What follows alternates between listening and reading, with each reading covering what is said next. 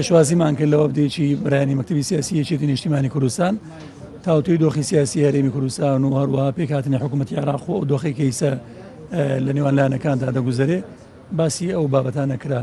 پێمان وا بوو کۆبنەوەیەکی ئیجابی بوو لێکگەیشتنی زۆر باشە بوو بۆ چوونی هەردوو لا لێکتر نزیک بوو.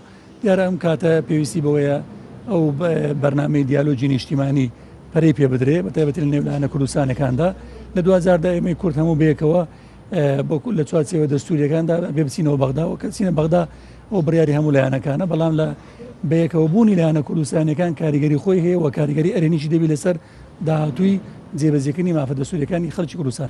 لە کۆبوونەوەیەکدا تقریبا 2 هەفتە پێش ئێستا هەیە هەر چار لایەنەکە بڕیاری ئەوەیاندا کە دیالۆجی نیشتیمانی دەست پێ بکەن. ئێمە بە دەوری خۆمان ئەم ڕاگەیاندنەی ئەوانمان بە زۆر ئیجابی نرخاند و پەیوەندیمان لەگەڵگرتن ئەمڕۆ ڕێککەوت کە سەردانیان بکەین. لەم کۆبوونەوەیەدا باسی زۆر بابەتمان کرد لەوانە باسی